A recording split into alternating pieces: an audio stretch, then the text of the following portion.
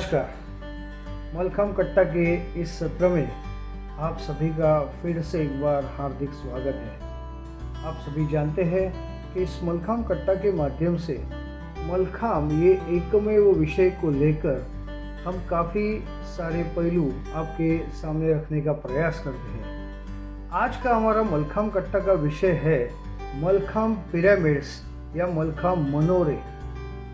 Pyramids ये जो शब्द है, ये पिरामिड शब्द आपको सीधा ले जाता है इजिप्ट के देश में, जहाँ पे कई सारे पिरामिड्स कई सारे सालों से खड़े हैं। उसके ऊपर संशोधन भी शुरू है। इस पिरामिड का हिंदी प्रतिशब्द है मनोरा। मनोरा का मतलब है ऊंचा टावर या मंदिर का शिखर।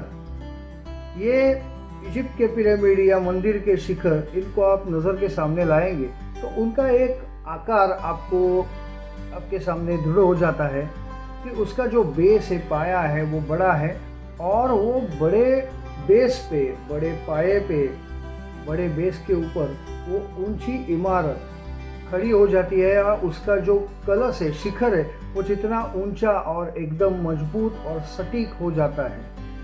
ये कॉन्सेप्ट है पिरामिड्स की। और यही पिरामिड्स जो है, ये पिरामिड्स निसर्ग से ही निर्माण हुए हैं।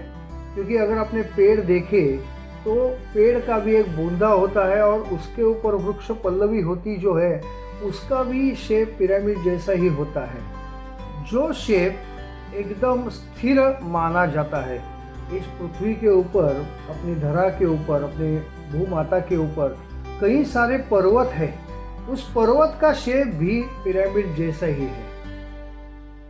पिरामिड का शेप पर्वत जैसा है, ऐसा हमें कहा जाना चाहिए। लेकिन पिरामिड मानव निर्मित है और ऐसे है मानव निर्मित जो पिरामिड है, वो कई साधनों पे मलखम के ऊपर भी किए जाते हैं। यही आपका अपना आज का विषय है, मलखम पिरामिड्स।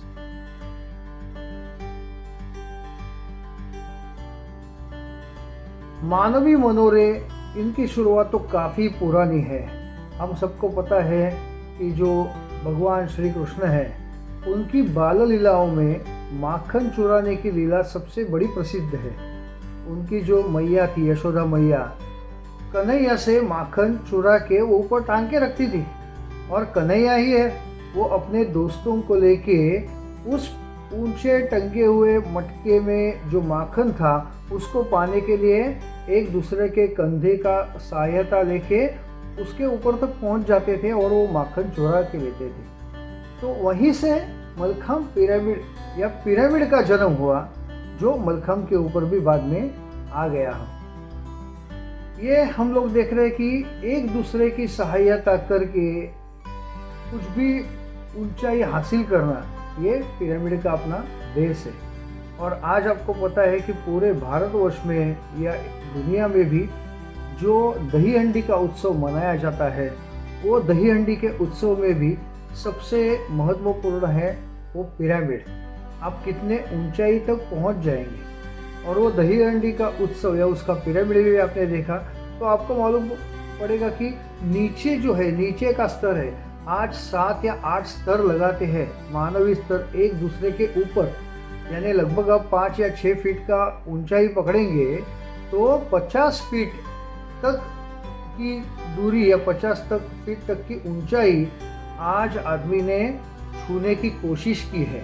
30-40 फुट की तो ऊंचाई आसानी से आज छू जाते हैं। और यही एक मोटिवेशन है, यही एक प्रेरणा है कि जो अपने को एक दूसरे की सहायता करते हुए एक दूसरे के साथ ऊंचाई पर पहुंच जाने की। आइए हम लोग देखते हैं कि मलखम में इस पिरामिड का उपयोग कैसे होता है, मलखम में इस पिरामिड की शुरुआत शायद कैसे हुई होगी और हम लोग क्या क्या कर सकते हैं मलखम पिरामिड में। हमारे मलखम की जो प्राथमिक किताब है, व्यायाम ज्ञान कोश खंड 3, उसके मुताबिक उस खंड में पाठ 13वां जो चैप्टर है, 13वां जो पाठ है, वो है मनोरे, मलखम मनोरे। मनोरे यानी पिरामिड्स। उसके ऊपर पूरा वो चैप्टर बेस है। वो 5-6 पन्नों का चैप्टर है और कई सारे बेसिक पिरामिड्स उसमें दिए गए हैं। तो मलखम के ऊपर ये पिरामिड की शुरुआत कैसे हुई होगी? जहाँ तक हमारा अनुमान है, आपने अगर देखा होगा कि अगर मलखांब बहुत ऊंचा है और बहुत ऊंचा यानी 8 फीट 9 फीट 10 फीट ऊंचाई का अगर मलखांब है और उसके ऊपर जाके किसको बैठना है तो शुरू में बहुत डर लगता है। हमको भी डर लगता था ऊपर बैठने में। तो हमारे जो साथी प्रशिक्षक थे या सीनियर खिलाड़ी थे, हमसे जो बड़े खिलाड़ी थे, वो अपने साथ ऊपर पहुंच जाते थे अपने को हेल्प करने के लिए, सपोर्ट करने के लिए। और शायद इसी सपोर्ट को लेके मलखांब पिरामिड की संकल्पना किसी के दिल में आई होगी और उससे मलखांब पिरामिड की शुरुआत हुई। हमने इस मलखांब कट्टा के माध्यम में देखा था कि लगभग 15 या 16 प्रकार के विभिन्न मलखांबों की जानकारी हमने ली है। हर एक मलखांब के ऊपर ये मलखांब पिरामिड किया जा सकता है, चाहे वो पोल मलखांब हो, रस्सी मलखांब हो, वेद का मलखांब हो, हैंगिंग मलखांब हो, यहाँ तक कि निराधार मलखांब जो है उसके ऊपर भी मलखांब मनोरे या मलखांब पिरामिड्स आसानी से की जा सकती है। आइए हम लोग देखते हैं कि इस मलखांब पिरामिड करने में हमें क्या क्या करना पड़ेगा, हमें इसकी तैयारी कैसी करनी पड़ेगी और आगे हमें क्या क्या और जानकारी मिलेगी। मलखांब पिरामिड करने से पहले उसकी शुरुआत कैसी करनी चाहिए, कुछ खास बातों के ऊपर ध्यान रखना चाहिए। पहले तो आपको मलखांब की प्राथमिक जानकारी होनी चाहिए। अगर आपको मलखांब के ऊपर कुछ आसन आते हैं, कुछ प्रकार आते हैं तो वो ज़्यादा बढ़िया रहेगा, नहीं तो आप पिरामिड करते करते भी कुछ चीज़ सीख जाएंगे अपने आप। जैसे साधी आड़ी है, साधी आड़ी आपको सीखनी पड़ेगी, लेकिन अगर पहली बार आप मलखांब करते हैं और मलखांब पिरामिड करते हैं और आपको किसी हेल्पर ने सहायता के साथ साधी आड़ी में पैर लगा के आपके हाथ सामने वाले के कंधे पे रख दिए तो आपको साधी आड़ी आसानी से आ सकती है। तो मलखांब पिरामिड भी एक तरीका है मलखांब सिखाने का या नए नए एलिमेंट्स करने के या सिखाने। तो कुछ बातें हमें ध्यान में रखनी है मलखांब पिरामिड करते वक्त। सबसे पहली बात ऐसी है कि मलखांब पिरामिड जो है वो किसी एक व्यक्ति से नहीं होगा, ये एक समूह प्रात्यक्षिक है, समूह का परफॉर्मेंस है। इसके लिए कम से कम 2 या 3 या 4 खिलाड़ी होने चाहिए। जितने ज़्यादा खिलाड़ी आपके पास होंगे, जितने ज़्यादा प्रदर्शक आपके पास होंगे, उतना ही वो पिरामिड अच्छा दिखेगा, भरा दिखेगा और ऊंचा और चौड़ा भी आप कर सकते हैं। दूसरी बात, आपके पास जितने खिलाड़ी है उसके हिसाब से आपको मलखांब में कौन सा पिरामिड करना है वो आपको सोचना पड़ेगा। जैसे एक हाथ इमारत बनाते हैं, बिल्डिंग का कंस्ट्रक्शन होता है, तो उसके पहले उसका प्लान तैयार हो जाता है। ग्राउंड का प्लान कैसे होगा, क्या होगा, उसका जो प्रवेश द्वार है कहाँ पे होगा, उसका पिछला बाजू कहाँ पे होगा, इसका ध्यान रखा जाता है प्लान में। वैसे मलखांब पिरामिड का भी प्लान आपको करना पड़ेगा। वो प्लान में पिरामिड कौन से प्रकार का है, कितने हमारे पास खिलाड़ी उपलब्ध है, वो खिलाड़ियों का चयन जो है, सिलेक्शन जो है, वो भी बहुत इम्पोर्टेंट है। जो हमारा दूसरा मुद्दा है वो खिलाड़ियों के चयन के ऊपर है। जो सबसे हल्का खिलाड़ी है वो सबसे ऊंचा जाएगा और जो सबसे मजबूत चौड़ा लंबा खिलाड़ी है वो बेस पे, ज़मीन पे रहेगा या वो नीचे हिस्से में रहेंगे। इससे क्या होगा कि इससे अपना जो जड़ है, जो पिरामिड का बेस है, वो मजबूत हो जाएगा और उसके ऊपर हम लोग आसानी से ऊंचा पिरामिड बना सकते हैं या दिखा सकते हैं।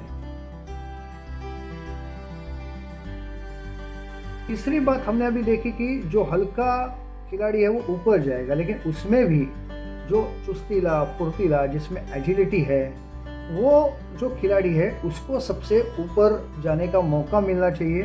क्योंकि पिरामिड की शुरुआत करते वक्त या पिरामिड का सराव करते वक्त बहुत बार ऐसा होता है कि अपने को आदत नहीं है एक दूसरे के साथ काम करने की, तो जो सबसे ऊपर वाला आदमी है, जो सबसे ऊपर वाला खिलाड़ी है, उसको एक तो ज़्यादा वक्त तक मलखांब के ऊपर गुजारना पड़ता है और दूसरी बात, अगर नीचे कुछ भी गड़बड़ी हो गई तो उसको अगर कूदना है तो सुरक्षित कूदना है उसको। इसके लिए जो ऊपर वाला हिस्सा है, जिसको हम लोग शिखर बोलते हैं, कलश बोलते हैं, टॉप का जो भाग है, वो काफ़ी चुस्तीला फुर्तीला और एकदम सतर्क ऐसा खिलाड़ी रहना चाहिए। और एक बात ध्यान में आपको रखनी चाहिए कि आपको आपके खिलाड़ियों के 2 ग्रुप करके, 2 या 3 या 4 ग्रुप करके, कई सारे मलखांब पिरामिड में ऐसे हैं कि जो एक खिलाड़ी और दूसरा खिलाड़ी एक दूसरे को संतुलित करते हैं। हम लोग जो टेढ़ी लगाते हैं, वो टेढ़ी लगाते वक्त दो खिलाड़ियों ने सामने सामने एक ही मलखम्ब के ऊपर सामने सामने टेढ़ी लगा दी, तो एक के पैर के ऊपर दूसरा शरीर आएगा और दूसरे शरीर के नीचे पहले का पैर चला जाएगा। तो ये दोनों खिलाड़ी अगर वजन में, अगर ऊंचाई में समसमान है, नियर है, तो ये पिरामिड बैलेंस हो सकता है। तो आपको इसके लिए प्लानिंग में वो देखना पड़ेगा कि कौन से खिलाड़ियों को बाएं बाजू, दाहिने बाजू, आगे पीछे ऐसे हम लोग रख सके। और एक बात का ध्यान रखना पड़ेगा कि जो नीचे खिलाड़ी होंगे, जो बेस के लिए खिलाड़ी है, ना ही सिर्फ कद से ऊंचे और स्ट्रांग चाहिए, वो भी चुस्तीले, फुर्तीले और होनहार चाहिए। क्योंकि पिरामिड में सबसे आखिर में वो बैठते हैं और सबसे पहले वो निकलते हैं, और वही लोग जो है, वही खिलाड़ी है, वो पिरामिड को सजाने में, पिरामिड को आकार देने में या पिरामिड को रचने की सहायता वो लोग करते हैं। अगर सबसे ऊंचा कलश जो है, टिप ऑफ द पिरामिड जो बोलते हैं, वहाँ पे एक छोटा सा बच्चा हमारा खिलाड़ी है, उसको ऊपर चढ़ाना, उसको ऊपर से लेना नीचे पिरामिड खत्म होने के बाद, ये सब नीचे वाले जो चुस्तीले खिलाड़ी है, जो ऊंचे है कद में, वो आसानी से ये कर सकते हैं। तो आपको मलखम्ब पिरामिड का प्लानिंग भी वैसा होना चाहिए।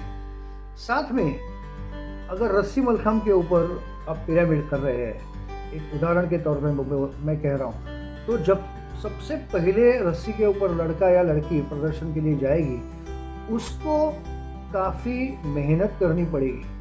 क्योंकि एक सिंपल मैं आपको बात बोलूँ, बजरंग पकड़ जैसी चीज़ है ये। बजरंग पकड़ आप बिना नीचे कोई भी वजन होते हुए आसानी से लगा सकते हैं, लेकिन अगर वो रस्सी के ऊपर आपके नीचे और 2 या 3 लड़कियां चढ़ गई या लड़के चढ़ गए, तो वो रस्सी पूरी तरह से स्ट्रेट हो जाती है, कड़क हो जाती है, और उसके ऊपर बजरंग पकड़ लगाने की मेहनत, उसके ऊपर बजरंग पकड़ लगाने का तरीका ही बहुत अलग है, और उसका आपको नियमित सराव होना ही चाहिए। रस्सी मलखम्ब के ऊपर और एक बात ध्यान में रखनी है कि रस्सी मलखम्ब का खुद का एक क्षमता है, उसकी खुद की कितना वजन वो उठा सकता है। मानवीय जो शरीर है, उसका अगर एवरेज वजन हम लोग 40 से 50 किलो, अगर स्त्री या पुरुष दोनों का अगर मिला के करेंगे, तो लगभग 250 से 300 किलो ज़्यादा से ज़्यादा वजन वो रस्सी या जहाँ पे वो टंगी है वो उठा पाएगी। इसके लिए ज़्यादा से ज़्यादा 4 या 5 जन इस रस्सी मलखम्ब के ऊपर एक ही वक्त चढ़ के मनोरा सादर कर सकते हैं, और बाकी की जो लड़कियां हैं, बाकी के जो खिलाड़ी है, वो उनको नीचे से सपोर्ट कर सकते हैं। तो आपको वो प्लानिंग वैसी करनी है। अगर निराधार मलखम्ब की बात करें, तो निराधार मलखम्ब पूरी तरह संतुलन के लिए ही बनाया गया है। तो आपको खिलाड़ियों का संतुलन देखना पड़ेगा। उरलेला मलखम्ब, पोल मलखम्ब में हमने देखा, एक पीढ़ी का एग्जाम्पल देखा कि 2 सेम हाइट के, सेम वजन के जो खिलाड़ी है, वो आमने सामने रहेंगे बैलेंस करते हुए। लेकिन निराधार मलखम्ब में एक खिलाड़ी अगर लंबा है तो दूसरा खिलाड़ी छोटा होगा तो भी उसको काउंटर कर सकता है, क्योंकि वो मलखम्ब ही थोड़ा सा टेढ़ा है, तो उसको वो काउंटर हम लोग आसानी से कर सकते हैं। इसीलिए जो पिरामिड बिठाते हैं, जो पिरामिड डिज़ाइन करते हैं, जो कोचेस है आपके या सीनियर खिलाड़ी है, उन्होंने ये सभी बातें ध्यान में रखनी है कि कौन से खिलाड़ी का स्थान कहाँ होना चाहिए, और वो पिरामिड की डिज़ाइन हम लोग कैसे बनाएं जो अधिकाधिक आकर्षक दिखे, अधिकाधिक आसान हो करने में, और इस पिरामिड से ना ही सिर्फ प्रेक्षकों को या जो देखते हैं उनको, ताकि खिलाड़ियों को भी उसमें से बहुत आनंद मिले। आइए हम लोग देखते हैं कि इस मलखम्ब पिरामिड हम लोग क्यों करने हैं, उसके फायदे क्या हैं। मलखम्ब पिरामिड्स के काफ़ी सारे फायदे हैं। अगर आपकी व्यायामशाला है तो आप, मेरा मलखम्ब कट्टा के माध्यम से आपको विनती है, हाथ जोड़ के विनती है कि महीने में एक बार कम से कम इस मलखम्ब पिरामिड का सत्र आपके व्यायामशाला में जरूर रखें। कम से कम महीने में एक बार ये सत्र जरूर रखें, ना ही सिर्फ स्पर्धा के लिए, पर उसके बहुत सारे फायदे हैं। उसका सबसे पहला फायदा ऐसा है कि ये एक सामूहिक प्रकार है। तो यह सामूहिक प्रकार से टीम वर्क या सहयोग की शुरुआत होती है, जो बच्चों में काफ़ी महत्वपूर्ण है आज के ज़माने में। दूसरा फायदा ऐसा है कि बच्चों में ही आपस में एक दूसरे के ऊपर विश्वास बढ़ जाता है, दृढ़ हो जाता है, विश्वास बैठने लगता है। तीसरा एक बहुत अच्छा फ़ायदा हर एक खिलाड़ी को इंडिविजुअली है कि अगर हम लोग अकेले मलखंभ पे चढ़े तो हमें डर लगता है। यहाँ पे मैं एग्जांपल दूंगा समूह गान की। हम सबको गाना आता है, गाना कैसे गाना है पता है, लेकिन हम लोग गा नहीं पाते। लेकिन जब भी समूह गान होता है तो सबके हाँ में हाँ मिलाना काफ़ी आसान है। ऐसे जब भी हम लोग मलखंभ पिरामिड करते हैं तो मलखंभ पिरामिड में मलखंभ करना ये काफ़ी आसान हो जाता है। और अगर मैंने मानेंगे, हमारा जो तजुर्बा है, हमारा जो अनुभव है कि काफ़ी सारे डिफ़िकल्ट एलिमेंट्स, कठिन कठिन प्रकार जो हम लोग उसकी शुरुआत करने को भी डरते हैं, वो मलखंभ पिरामिड के माध्यम से आसानी से हो जाते हैं। जैसे मलखंभ के ऊपर खड़ा रहना या मलखंभ के ऊपर बैठना। अकेले अगर नए बच्चे को चढ़ाएंगे तो उसको डर लगेगा, लेकिन पिरामिड के साथ अगर चढ़ाएंगे ना तो उसको पता है कि अरे मैं अगर गिरूंगा तो कितने सारे लोग हैं मेरी सेफ्टी के लिए। और उसको सपोर्ट करने के लिए भी, मानसिक रूप से सपोर्ट करने के लिए भी काफ़ी लोग होते हैं, उसके बहुत नज़दीक होते हैं, लंबे से सपोर्ट नहीं, उसके साथ रहते हैं। और अपने साथ अगर कोई अपने साथ जुड़ा है तो हम लोग एक कदम और आगे जा सकते हैं। इसके लिए अपना खुद का विकास, अपनी खुद की प्रगति, अपनी खुद की क्षमता अच्छी तरह से बढ़ने के लिए मलखंभ पिरामिड जैसा कोई भी आसान तरीका मेरे नज़र में तो नहीं दिख रहा है। हम सबको पता है कि हमारे जो माननीय पंतप्रधान जी है नरेंद्र मोदी जी, उन्होंने एक बहुत अच्छी बात कही है, सबका साथ सबका विकास। मलखंभ पिरामिड भी यही बात बार बार दोहराता है, सबका साथ सबका विकास। सबका विकास होगा अगर मलखंभ पिरामिड में आप शामिल होंगे, चाहे आप बेस में हैं या चाहे आप टॉप में हैं, आपका विकास सुनिश्चित है। संस्कृत में एक बहुत अच्छा एक सुभाषित है, ऐक्य बलम समाजस्य तद्भावे स दुर्बलः तस्मात् ऐक्यम प्रशंसन्ति दृढ़म राष्ट्र हितेशनः।